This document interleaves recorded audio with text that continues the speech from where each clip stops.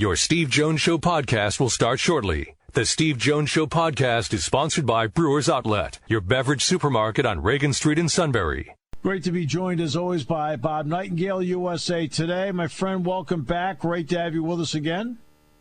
Yeah, my pleasure, Steve. All right, so, Bob, where do we stand today? Well, they met this morning for about 30 minutes, and they're meeting again this afternoon. So it's like anything else. Everybody waits the deadline. Deadline's midnight Monday. I still think that if they're close, they could push it, book back to Tuesday, Wednesday, Thursday. I have a hard time believing they can't get a deal done by the by the end of next week. Well, where, in your opinion, based on your reporting, where do they need to close the gaps so they feel comfortable they can close it out? Well, they haven't even started talking about the collective bargaining tax yet, the luxury tax. So that's a little worrisome. They're still far apart there. But, as far as a salary arbitration, now it's like, the players have said, okay, how about the top 75% of the guys who have 2 years service? Baseball is 22%, top 22%. And there's a big difference in the money as far as how much is in that pool, whether it's a, $95 million difference between the two sides. But, and even, the minimum salary, they're far apart, but they can easily meet in the middle and give about $700,000 for minimum salary. It used to be $570,000. So I think the owners are on board as far as giving younger players the money. Where they differ is that they still want to penalize the teams that spend big to help out the small market teams. Is there a sense of urgency on each side? Well, yeah. I mean, MLB yesterday told the players, hey, if we don't get a deal done by Monday, we're going to have to delay the start of the season. And not delay it, just, cancel games. If we cancel games, you're not getting paid. So there's a sense of urgency there. The players responded by saying, well, then we won't give you a expanded playoffs. You won't be able to wear, decals and patches on corporate sponsors on uniforms, that sort of thing. So I think, no one's presented their best offer yet. I think that's going to come, Sunday, Monday. Best offer. Okay. I was hoping the best offer would be made last July, but that's all right. Okay. Yeah, I mean, they, it's like they've had all, they could talk about this all summer long, all winter long. But when the lockout happened on midnight December 1st, there was another bargain negotiation for 43 days. And they only had 6, from then. Then finally, of course, they, sat down in Jupiter, Florida, where they are now. And this is the 4th straight day they've talked. First time they ever they've talked 4 straight days. You love baseball. I love baseball. All right. So we both love the game of baseball, the sport of baseball. I wonder sometimes if those in baseball think it's still 1956 where it's baseball, boxing, horse racing, and they don't know it's 2022. That's just my opinion from 30,000 feet. How do you view how they view themselves in the big picture of what sports is? Well, I think there's some worry there. They got to be worried. I mean, I bet you, Steve, 90% of the country didn't know there was a lockout until Monday after the Super Bowl. It's like, what do you mean spring training's not happening? Right. People aren't talking about baseball. There was a Gen Z survey nationally, a month or two ago, and so 21 under adults only had baseball as their 6th favorite professional sport, even behind beach volleyball. Tennis has dropped down 4 straight years. Lowest rated World Series of all time was last year. So they got some problems. Do they realize they have problems? It's one thing for you and me to recognize there's a problem. Did they realize that? Well, they should. Just with the popularity, with the declining attendance, declining TV ratings, it should be a wake-up call. We'll see how many sellouts there are this year. I think season ticket sales are down or ticket sales in general down about 30% across the board. People are kind of discussing what's going on, and that a lockout is even happening. So, even when this lockout ends and they start playing baseball, they haven't done anything to change the game. We're still going 6-8 minutes before balls being put in play. More strikeouts than walks. So that part hasn't been addressed whatsoever. Which was going to be my next question. Bob's done the show so many times he anticipates my next question. And my next question was going to be about that. Now, I don't know if I'm right about this. My understanding was the players were willing to talk about game changes and how the game has changed, but the owners didn't want to at this particular time because they want to get to the economic issues. Am I right or wrong about that? Well, I think, the owners didn't want to bog it down. We got enough problems to solve on economic issues. Let's don't mess around with this. It's I hate to say waste of time, but they just didn't want to get involved in it. So they said, let's say this. I mean, if they wanted to, Rob Manfred and MLB office can implement it by giving 1 year notice.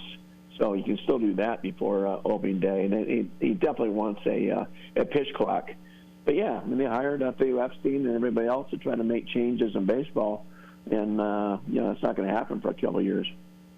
It's interesting because right now, obviously, I've got another basketball game to do with Northwestern on Friday night. The late Dave Gavitt, when he put together the Big East, always talked about how college basketball needs to fit into 2-hour windows for TV. Okay. We know, hockey's about 2:15. Now, football has gone longer because of incomplete passes, but it should be in that 3 to 3:15 range. Baseball, of course, doesn't have a time frame on anything. Do they realize the TV windows, which also satisfies ballpark windows, need to start being satisfied? Well, yeah. I mean, the time of game keeps going on. It's like, at 3:11 last year. But yes. It's not the time of the game. It's just the inaction. I mean, 6 minutes before a ball is put in play. Right. 2,000 more strikeouts and hits. Someone said to me, I thought it was perfect, is that if the NFL was like baseball, you'd have a quarterback stand back and throw a bomb on every play. Hey, it's cool when it works, once or twice a game. And that's what's happening in baseball. We're just kind of waiting for a home run. Okay, that lasts 30 seconds of action. But there's no rallies. I mean, the beauty about the NFL or, college football is the drives. In baseball, it's the rallies. And we don't have it anymore. We don't see guys getting on base and that sort of thing. There's so many former players, Hall of Famers, Goose Gossett, John, that are just disgusted with the game. They say it's hard to, they can't watch it. I do respect people who put together analytics. I do. It's not as if I'll sit there and use a stat here and there when the moment is right when I'm broadcasting a game. But I've felt of late that those who love sabermetrics feel it is the only way to win a game, while I look at it as one of the ways to win a game. How do you view that? Yeah, I mean, you gotta watch the game. It's like when when Cash of Tampa Bay, pulled out Blake Snell. I know that was their system and everything else, but you got to watch how he's doing it. The analytics is just, math. It's taking away the human element. Don't tell me a guy a pitcher can pitch the same way in the ninth inning as the seventh inning. They can't. Guys are different. If there's a one-run lead, some guys can handle it. Some guys can't. Same with pressure moments and things like that. So, analytics has always been part of the game. I mean, it's like math. I remember sitting in the Whitey Herzog's office, and he had spray charts on where guys are hitting, but nobody, said, okay, this is the, it means everything. Let's take out the human element, and that's not right. Right, and that's different. All right, so there's been, as time has gone in recent years, you talked about spray charts. Spray charts also mean shifts. All right, because you're taking all that knowledge and saying, hey, this is where he hits it. These are his hot spots, so you cover it. Every sport has restrictions on movement somewhere. Baseball defensively does not. Do they need, in your opinion, to think about restricting shifts, just go two left, two right? They may have to. At some point, it's not, you would hope the hitters would adjust. Like, okay, hit the ball the other way.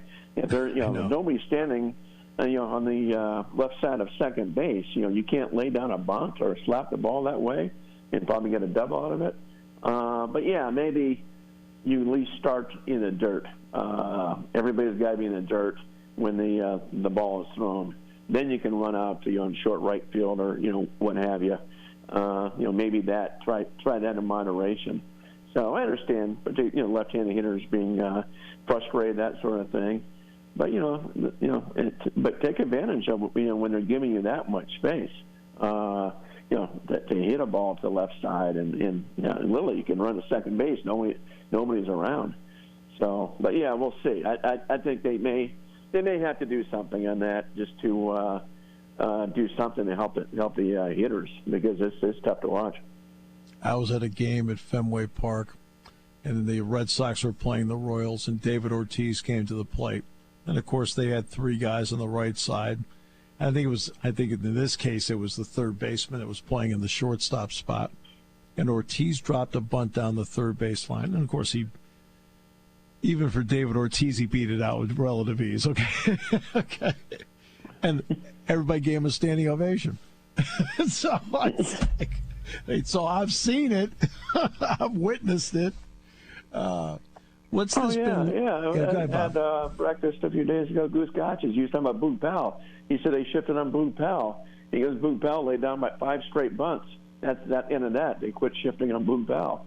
It's like, take what they give you. Right, exactly. What's this been like for you, who loves covering the game, covering personalities, being at a ballpark, to cover the sport this way and what they're doing right now? Well, it's tough to watch. I mean, some of these games are so dull. It's like I don't mind long games, and when they're exciting, whether it's some of these World Series games, those games in WBC. Are really exciting, and you just have to see some action. And so the trouble is now, in the last couple of years, with the COVID restrictions, so you're not in the clubhouse talking to players or manager coaches, just a Zoom call type thing. You're not seeing the baseball scouts around, so you're not talking to them. So you're relegated to just sitting there and watching a game that's become dull. I mean, I love the postseason. I'm not saying the postseason is dull, but there's too many games that just take forever without a ball being put in play. Yeah, because I was talking to Corey Provis, who does the Twins, and Jason Benetti, who does the White Sox, and they both do Big Ten basketball. That's why I've had a chance to talk with them along the way. And of course, because of COVID, they can't really get around the batting cage that often. How tough has that been to get away from that part of it? And are you concerned that they will continue to keep you away from it? Yeah, I mean the interaction's nothing like it was, the restrictions are being reduced or completely eliminated, in different states now and municipalities. So hopefully they'll let us back in. I did read where the NBA is going to keep reporters out for maybe forever. They were saying that at the All-Star game. So we'll see. Major League Baseball, at least the communications department, said, "Hey, everybody's allowed in. You're allowed in pending union approval." So we'll see what the union says. I mean, I can't see being back in a clubhouse in spring. It's going to be too wild, and let's ease off a little bit with the guys coming from everywhere with COVID. But at some point during the year, I'm thinking you got to get back in the clubhouse and just get some nice, personality pieces and perspective so people know who these players are. That's the part they need to understand. You tell their stories, right? And the vast majority of the stories, are good, right, and fun. Particularly in baseball, where you come from every walk of life, and you can look like you can be 6'10" or 5'3" and have the same kind of career. There's so many good stories in baseball. Yeah, and you guys tell them. Finally, what's it been like for you trying to cover this and the economics of it, and as opposed to covering a game? Well, it's just so strange. I mean, I don't think 99% of baseball fans could care less. Just hey, when does the season start? When is the lockout ending? And I don't think they care for the drips and drabs of the labor negotiations. Now it's starting to heat up until Monday. They got to cancel another week of spring training games. That's going to come here in a few days. But yeah, it's just not what anybody wants. I mean, the postseason is my favorite time of the year. Spring training is my second favorite time. I love spring training, seeing guys relax. You haven't seen guys all winter, and and now that's eroded big time. Absolute pleasure. Thanks so much for your time. I really appreciate it. Sure, my pleasure. Thank you, Steve. Taking your calls at 800-795-9565. This is the Steve Jones Show on News Radio 1070 WKOK. Now from the Sunbury Motors Studio, here's Steve Jones. I was listening to Roger's wonderful ad there about the United Way and the Positivity campaign. Did you hear that, Matt?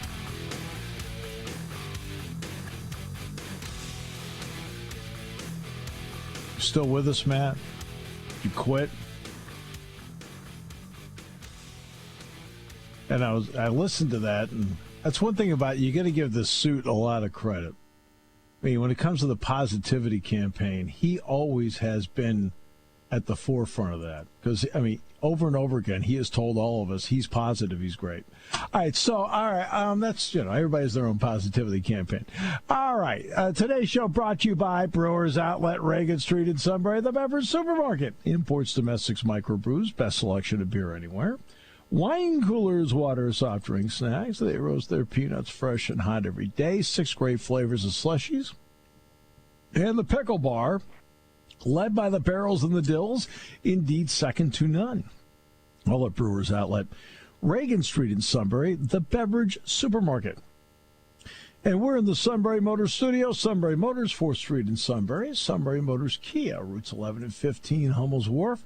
And online at sunburymotors.com. Ford, Kia, Hyundai, great new inventory, fabulous pre-owned inventory with the Sunbury Motors guarantee. And the service department takes care of inspections, routine diagnostics, everything.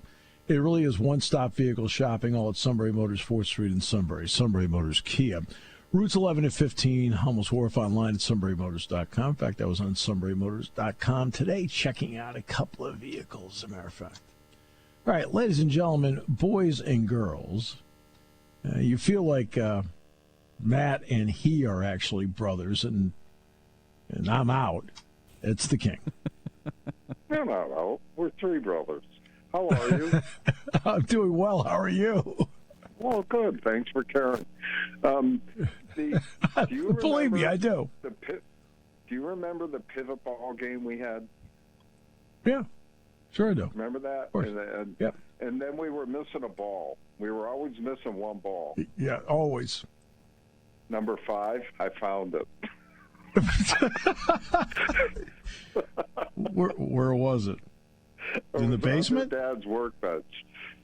In the basement. I swept everything out. Now the basement's completely. Actually, this ball comes rolling out. It said number 5. I said, "Oh my God, that's the pivot ball that we lost 40 years ago." Yeah. And if it could get lost, it would be under Dad's workbench because he always had a lot of lumber under there.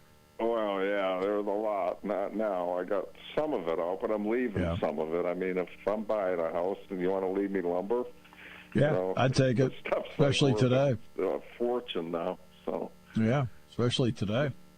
Yeah, I thought it would crack me up. I'm like, oh my God, why did we draw a Boston Bruins symbol on the wall? I probably you weren't a did Bruin that. fan, were you? Yes, I was. As a kid, absolutely, I was. I was Bobby Orr, Bruins. Remember, because the Whalers weren't until I was older. Well, I was a Canadian fan. Well, I know you were. It was like one of those. No, I was a huge Bruins fan. I listened to the Bruins on the radio all the time. Bob Wilson. That's right. Okay, I get because all the walls are empty now, so all the chalk things that we drew on the wall, all still there. Now, how did you get to be a Canadian fan? Was it just to have the brotherly to add the rivalry into the mix? No, first of all, they always won. Let's start that's with true. that. Yes, that's true. Well, yeah, but see, back then there weren't as many teams. Also they true. were on TV. They were on TV a lot. Right, they're the There original wasn't 6. a whole lot of TV. It's like Notre Dame. They were on TV every Sunday. Well, the table. Lindsey Nelson. Lindsey Nelson. Yeah, Lindsey Nelson would announce the game, re-announce the games on Sunday. Yep. After an exchange of punts, Notre Dame took over. About Boston, so that was not an option. So. Well, it's funny. Now I'm a Bruin fan after all these years. So I had a tabletop hockey game, right, that I got for Christmas. Yep. Which I still maintain is the best, as a kid, the best Christmas gift I got. Love that thing. That's such a cool game. Oh, I know. So the two teams that it came with were the Detroit Red Wings and the Los Angeles Kings.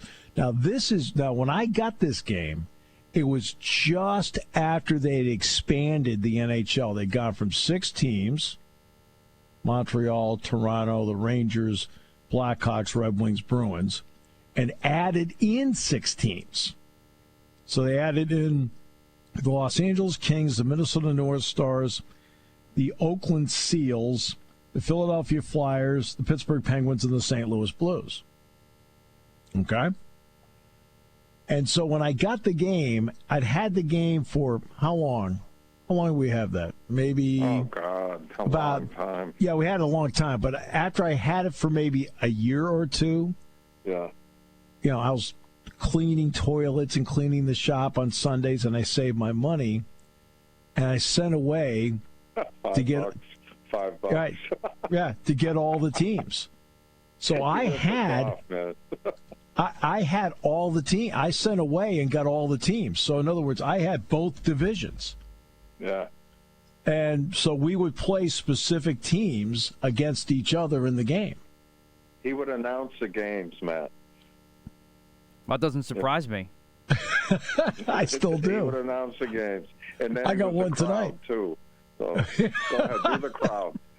The crowd. Well, yeah. Well, they needed me last year. I was the crowd. I was the crowd and the announcer last year for the game, so it paid off. Yeah, that's kind of what I did too. We had a blast, man. That's cool. So then you know what I did with the 2 extra teams I had? So I had the Wings and I had 2 Detroit Red Wings and 2 LA Kings, right? Yep. So when they expanded with the Buffalo Sabres and the Vancouver Canucks, we used them as the Buffalo Sabres and the Vancouver Canucks. Yep. What? That was probably the only organized game we played. It was actually organized. Any other game we played, well, except for electric football. Electric football, yeah. Believe it or not, I had that too. Electric football? Yes, I did. I had Giants-Cowboys. Yeah, that was cool. And you'd turn it on, you'd set up your players to block and all that. And it was cool. But then we played this baseball game with Lincoln Logs that we made up all of our own stuff. It was so cool. We built our own walls and had a vortex so that you would take and flip the log out. It was brilliant what we had set up. So. We did. The only thing about electric football is every once in a while, you get the one dude who'd go in a circle. Yes. Just spin. I despise that so much. I know.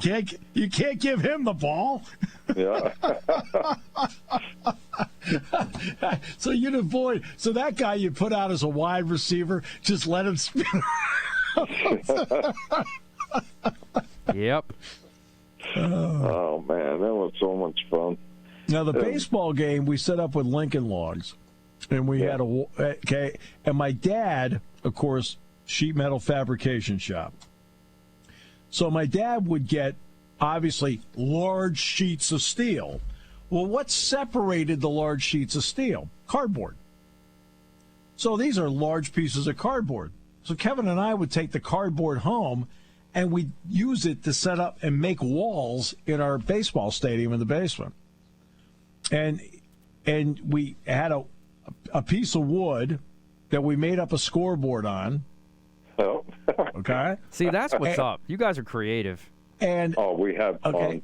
In the Lincoln log, okay, you take it and you had one, and you set up as a fulcrum, and the small one in the back, right, and launch it.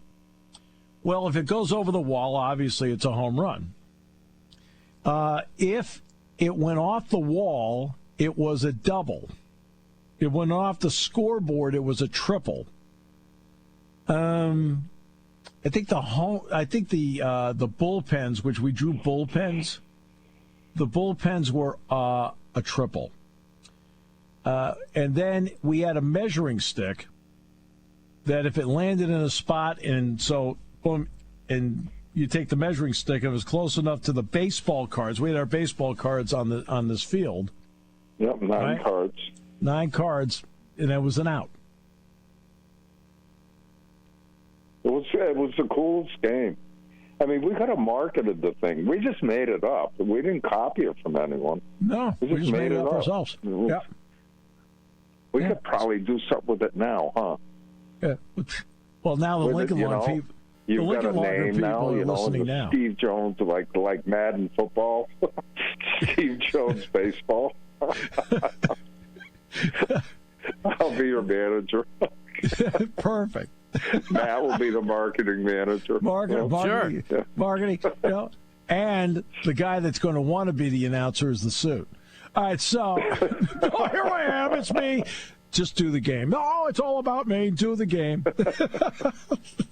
All right. That would be so funny. We could do a virtual. Yeah. People make a lot of money doing stuff like that. I know.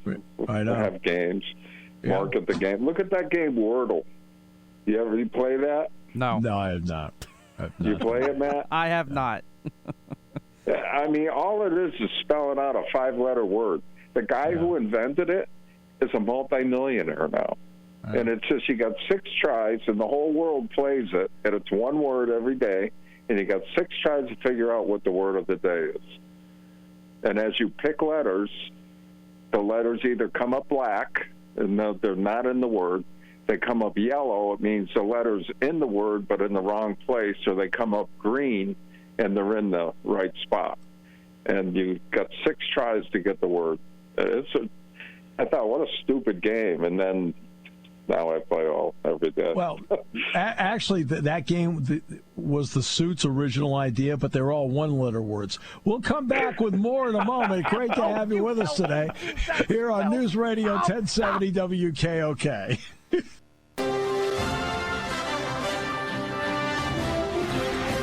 All right, so let's get some picks to close out the week. I've got an hour and a half before I've at the Jordan Center for tonight's Northwestern game, so let it rip. What do we have? All right, so last week, Steve won it 7-1. I went 6-2. King went 5-3 to begin our college hoops pick. So now we start with some SEC action tomorrow. UK at Arkansas. King, I know who you're going to pick. Arkansas. Kentucky can't lose enough games. My deathbed, I'll say I hope Kentucky loses today. Steve, who you got? Well, I asked the suit what he thought about the game, and he said, I like Arkansas. I mean, he just scares the daylights out of me. I said, what country do you think Arkansas is in? He became confused and went back to the 1-letter Wordle words. All right, I'm going with, actually at home, I'm going to go with Arkansas. Ooh, okay. No, I think Musselman's got them playing really well, especially at home. Arkansas is good. Yep. They are a good team, but I like Kentucky right now. I'm sticking with John Calipari, the Clarion grad. Oh, my God. Next one. Another SEC. So it's because of this week and all the stuff going bad, huh? Yeah, let's go with that. Auburn and Tennessee, Steve. Oh, boy, Bruce Pearl goes back to Tennessee, huh? I am going to go with Auburn. I think they've got just a few more parts than Tennessee does. I mean, more options. I got Auburn outright in this game. King. Well, I got the Tigers. Tennessee is lined up as I don't like them either. Auburn. There you go. All right. Now we go to Big 12 action. Kansas at Baylor. King. Kansas. Okay. Steve? Yeah, I like Kansas as well. Baylor's playing a lot better. Kinjo, actually, whom when he played against Penn State at Georgetown, I didn't like, is playing really well, but I'm still going to go with Kansas. I'm going to take Baylor at home. I don't like the way Kansas has been playing lately, especially on the road. So I'll take Baylor in this one. Next one, Gonzaga at St. Mary's. Steve. You got to be kidding me. It's like Gonzaga's going to win this game by 10 to 15 points. Yeah, I'm going with the Zags in this one. King? St. Mary's. All right, there we go. The best game I've ever seen. This is a huge rivalry. This isn't a It is, you're normal game. These guys hate each other. I've seen St. Mary's upset Gonzaga a couple times. Yep. Oh. Hey, did you either one of you watch we talked about Arizona, Oregon last week. Either one of you watch that game? I did not. That I only saw was highlights. a phenomenal. That was high-level hoops at 20 paces. That was really good. I saw UConn beat Villanova. That was a good one, too. UConn's playing great. They are. UConn's good basketball. They are team. playing great. Cole's a really good player. Yeah. And, and Danny Hurley does a good job of firing up the crowd. Yeah, and then he gets kicked out. Well, that's just, remember that Marv Levy line from NFL Films? You over-officious jerk. Well, that was the definition of it. But what was great about Levy is that he looks at the assistant coach and he says, I actually went to college with that guy. All right, we're going back to the Big 12. Is ranked 23. They're not a bad team. No. And the only reason I'm saying that, UConn was ranked 21 and Villanova was ranked 8. There's not a big difference between in the top 25. There really isn't. No. Very close. All right, so we're going to the Big 12 again. Monday night, Baylor again, this time at Texas. Steve. And that. All right, see, now I'm going to switch up. I'm going to go to Baylor. I got the Bears as well. King. Baylor. Okay. All right, Tuesday now, we got a pair of games. Speaking of Nova, they host Providence, who's also very hot right now. King. That's a tough one, boy. I'm going to say I took Villanova. I'm going to switch it to Providence. Steve. They're a good team. Providence is really good. I tell you, the kid they got from St. Joe's, the transfer, when they blew up Phil Martelli, yeah, nice move, is a heck of a player. But Villanova at home, I'm going to go that route. I like Providence too, man. They got some stones on that team. I think they're going to be very dangerous come March Madness very shortly. So I'm going with Providence Rhode on Island the road. will be out of control because they really have nothing to root for. So. Right, no, that's pretty much it. But I'm picking Villanova, though, in that one. All right, then finally we end with Big Ten action Tuesday night. Purdue at Wisconsin. Steve? Look, I think the difference actually is going to be the bench.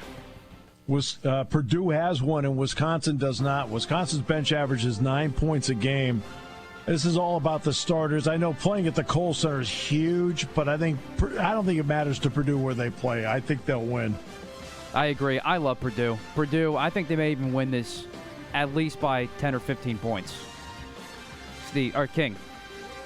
I hope they beat Wisconsin to death. I know the coach was wrong for popping the guy, but it's good. And he deserved to get popped. So I don't like Wisconsin anymore. Okay. They're on my hit list too. Oh, jeez. Purdue. Look, Wisconsin is, especially at home, is very good. Purdue needs to be a little bit better defensively, but offensively, Purdue is a superior team. And Jaden Ivey. I'd love to see Purdue win it all. Everybody knows how I feel about Jaden Ivey. If I'm an NBA general manager, I know you've got the kid from Gonzaga. I got it, but he needs more weight. You've got Boncaro of Duke. You've got Jabari Smith, obviously from Auburn. But the first guy I'd take would be Ivy. Jaden Ivey has he has an NBA game. He makes some moves to the bucket that are reminiscent of what George Gervin used to do. Yeah, I love watching Ivy play, too. I'm right there with you. Oh, I mean, he's the one superior athlete in this league. Did you guys see Misha Tate won Big Brother? Hello? May have missed.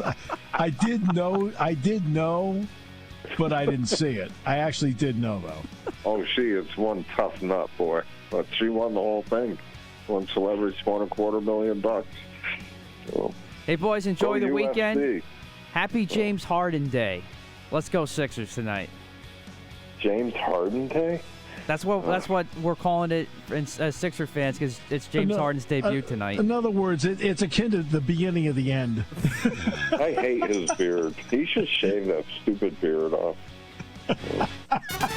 Party time, game time, or just fun time. Doesn't matter what time it is, because it's Brewers Outlet time. The beverage supermarket has the area's largest beer selection. Imports, microbrews, ciders, and domestics. Pick from over 100 ice-cold 12-packs and dozens of 24-ounce singles. Soda, snacks, hot sauces, fresh roasted peanuts. Make it one-stop party shopping, and don't forget the pickle bar. So whatever you're celebrating or just doing it up, Brewers Outlet, Reagan Street, Sunbury wants to see you. And thank you for... When it comes to car buying, there's the other guy's way, and then there's the SMC way. The other guys force you into a vehicle you really don't want. The Sunbury Motors way lets you take the time you need to browse, ask questions, and take the test drive and think on it. For over 100 years, the Mertz family and all their employees have made your experience the most pleasant one you'll ever have. The other guys won't offer you the best price for your trade, no matter how much they say they will. The SMC way is their promise to provide you with the most money the market shows your vehicle is worth. The SMC way is to offer you all applicable factory rebates on new vehicles and generous discounts. Looking for a pre-owned vehicle? The SMC way checks each vehicle with a 200-mile radius to determine the lowest price, then beat it. It's the lowest price promise, just part of the SMC way. The choice is up to you. The other guy's way or the SMC way. The SMC way wins every time. Sunbury Motors Company in the North 4th Street Auto Plaza, Sunbury, and at sunburymotors.com. Selling more cars and satisfying more customers for over 100 years. Your years of patronage.